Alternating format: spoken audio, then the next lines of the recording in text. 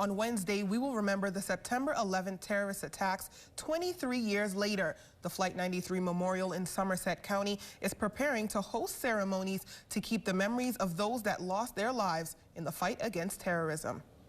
Millions of Americans remember where they were the moment the first plane hit the World Trade Center on September 11th, 2001. I have a hair salon.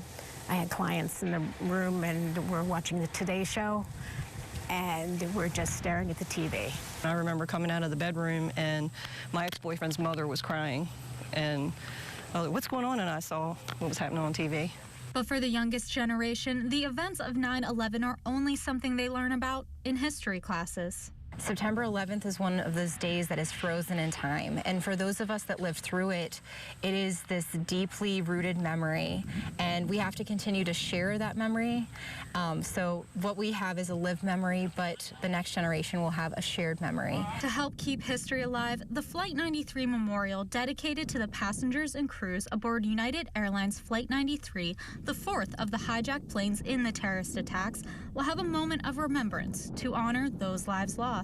That morning, through a series of phone calls, the passenger and crew members figure out what's going on in New York City, at the Pentagon, and they start putting together the story, and they decide by taking a vote that they're going to do something too. And they have the fight aboard Flight 93, and of course Flight 93 ends up crashing here in Shanksville, Pennsylvania. The ceremony will take place at 9:45 a.m. on September 11th and include the ringing of the ceremonial bells and the reading of the names of each crew member and passenger that were aboard Flight 93.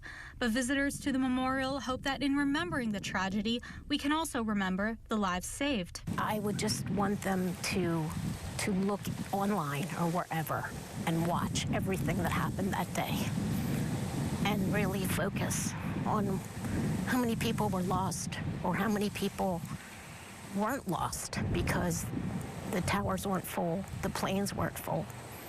And I thank God they weren't full.